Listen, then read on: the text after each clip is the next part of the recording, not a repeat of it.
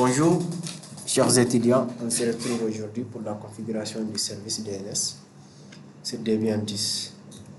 Voilà. Donc pour cela, nous allons besoin d'installer le paquet qui sera ici. Bon, déjà, on va ajuster la carte réseau. On va le mettre sur NAT pour pouvoir aller sur Internet. De cela, on va aller sur NAT, voilà. Et on fait OK, voilà. Là, on fait DHClear pour récupérer l'adresse automatiquement, dynamiquement via les réseaux physiques de la machine physique. Voilà. Là, quand je ping les 8.8, le ping marche. Là, on est sur Internet. Voilà. Là, je vais installer le paquet. Pour installer le paquet, je fais apt install. Apt install DNS bind, DNS qui est bind ici, bind 9. Après, on fait bind 9 utils, bind 9 utils. Après, on fait DNS utils. DNS utils.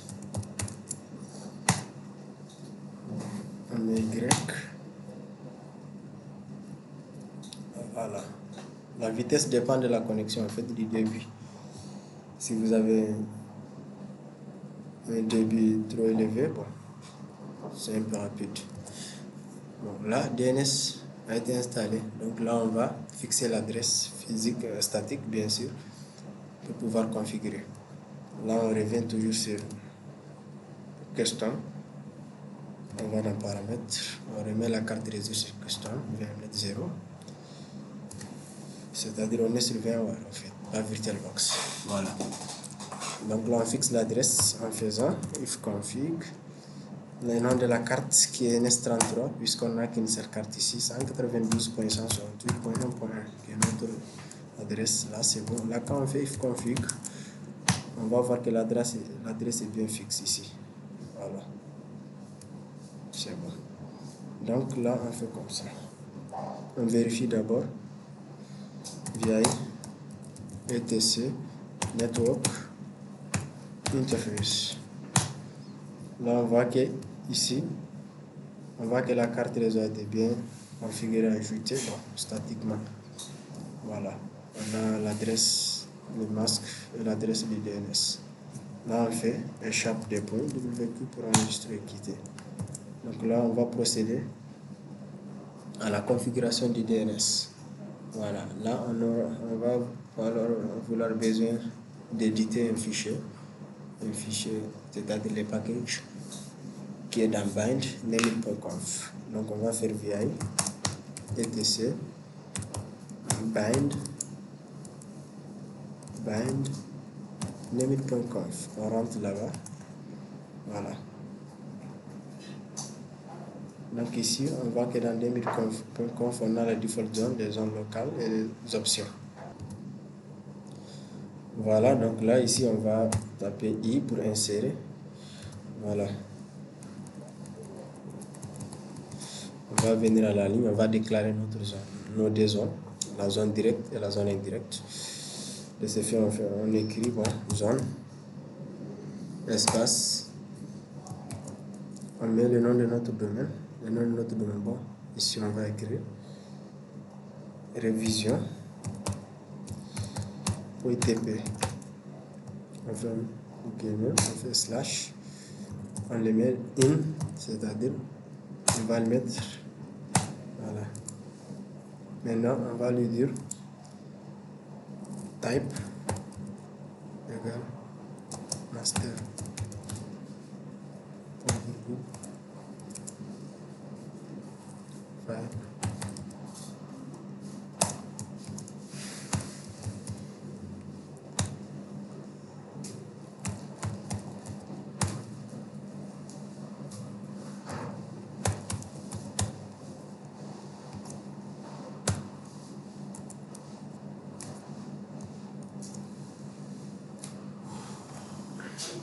Voilà, donc ça c'est la zone directe qui a été créée. On va créer aussi la zone indirecte. On va dire zone, on ouvre les guillemets, on met l'adresse, c'est-à-dire l'inverse, 1.1. 168.192. Point in-addr point arpa. Addr point arpa. On le met dans, on dit type master toujours point virgule file, on me dit etc bind indirect ou bien inverse, par exemple inverse, c'est-à-dire la zone inverse, point virgule.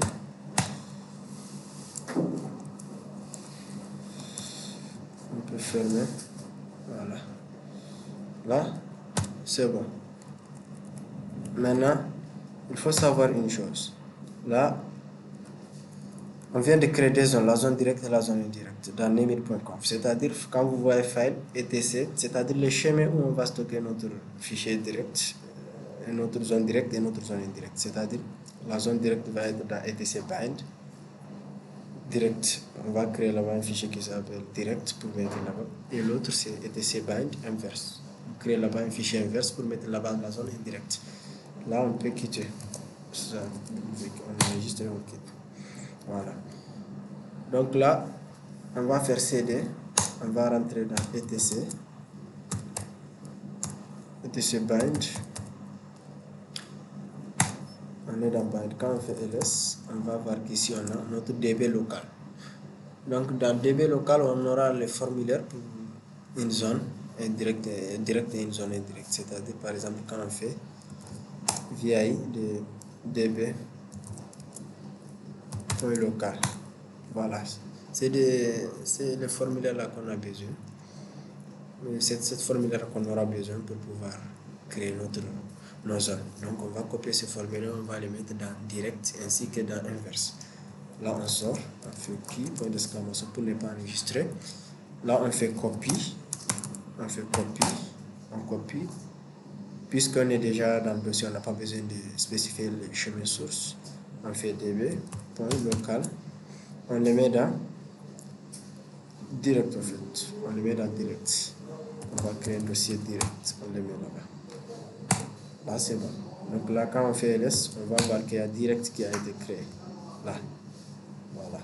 Donc là on va faire vi, on va renommer direct. On va dire direct. Là on vient dans direct, on va trouver que notre formulaire est bien là. Là c'est bon. Voilà, donc ici on va procéder. On fait i. On va taper i pour pouvoir insérer. Voilà. Maintenant on vient ici. On va dire in. Ici on va mettre le nom du serveur qui est ibro. Point. Le domaine, le nom du domaine qui est révision. Point. TP. On met à la fin. Point. On vient ici. On fait la même chose. Route, on met le nom du serveur qui est ibro. Point. Révision. Point TP. Et on met point à la fin. Voilà. Il ne faut pas oublier le point à la fin. Voilà. Maintenant on descend ici.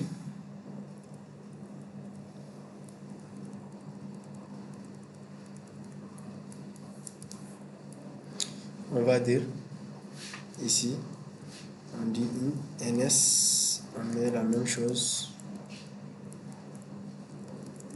Ibro. Point. Révision, maintenant du domaine. Point TP, on met point à la fin. Mais il y a déjà point. Ici, on va dire le nom du serveur qui est toujours ibro. On va dire in, c'est-à-dire qu'il va se fixer dans l'adresse A, c'est-à-dire l'adresse. On met l'adresse du serveur qui est 192.168.1.1. Là, on va mettre ici, on va dire l'alias. On va mettre l'alias qui est 3w in AAA, c'est-à-dire le CNAME. Voilà, on enlève le AAA, on met le CNAME. Voilà. Maintenant, on va enlever, on va mettre toujours ibro. Révision. .tp à la fin, toujours point. Voilà. Donc là, c'est bon. On peut enregistrer et quitter. Bon, là, vu que le direct a été créé, la zone directe a été créée, bien configurée, renommée, on va créer aussi la zone inverse. Voilà, maintenant, au lieu de copier le DB local dans la zone directe, le DB local où il n'y a pas les noms de serveurs, on va juste prendre direct son contenu en fait pour le mettre dans inverse pour aller plus vite quoi. C'est-à-dire on va faire copie direct qui est déjà modifié. On va dire dans inverse. Voilà. Là on va voir que inverse a été créé. Ça est là. Voilà. CTRL E pour supprimer les cas. Maintenant on va renommer inverse via inverse. Voilà, on voit que tout est bon. Là, on va procéder juste à quelques petites modifications. C'est-à-dire ici, quand on vient ici, on dit www, 3W. Au lieu de 3W, on va mettre l'adresse, la fin, c'est-à-dire le 1. Partie machine. Au lieu de signer, on va mettre ici PTR. En majuscule, bien sûr. PTR. Voilà. Ici, c'est bon. L'adresse, c'est bon. Même serveur, rien ne change ici. Voilà. Donc, tout est bon. Maintenant, l'inverse aussi a été modifié, a été bien modifié. Là, on peut enregistrer et quitter. Voilà, voilà c'était ça. C'était un raccourci en fait. Si on avait pris un DB local pour le mettre ici, on va encore modifier. On va ajouter encore une revision TP. Voilà, ça va nous prendre un peu de temps. Donc, vu qu'on a juste pris le direct qui a été déjà modifié, là c'est bon. On enregistre, on quitte. Là c'est bon. Quand on fait C2 pour retourner, on fait C2 pour retourner maintenant. On va voir Resolve. On va redémarrer le service. On va dire système CTR, et restart. Voilà pour bind 9 network. On va démarrer plusieurs services. Networking. Ça a été démarré. Maintenant, on va voir Resolve. Resolve etc. Resolve.conf. Dans Resolve, on voit que c'est pas bon là. On fait dit. Local domaine, on va le supprimer. Dans search, on va mettre notre nom du domaine qui est révision.tp. Et révision.tp, l'adresse, on va le modifier. On va mettre notre propre adresse. Voilà. Name server 192.160. Là, on va enregistrer et quitter. On va voir encore host. Dans host, voilà. On voit que bon, c'est bon. C'est bon, local domaine, bon, c'est pas. On peut faire comme ça. Voilà. C'est bon. Échapper. Maintenant, on va encore redémarrer le service. Maintenant, on va taper NSLookup. NSLookup, on fait 3W. Voilà, on voit qu'il y a un problème. Il y a notre serveur. Oh, il y a un problème. Attends, on va faire système. On va faire système. C'était. On va voir si. Bind 9. Là, bind 9 marche. Donc, qu'est-ce qui ne va pas? Il y a un problème pourtant. Bon, on va voir si on n'a pas fait une erreur dans le fichier. Bon, on va rentrer dans bind pour voir direct. Là, oh, là, il y a une erreur. Au lieu de révision, on a révision. D'accord, révision. Révision, voilà. Révision.tp. Là, c'est bon, révision.tp parfait. Donc là, on sort. On enregistre. On vérifie dans l'inverse aussi, ça peut être pareil.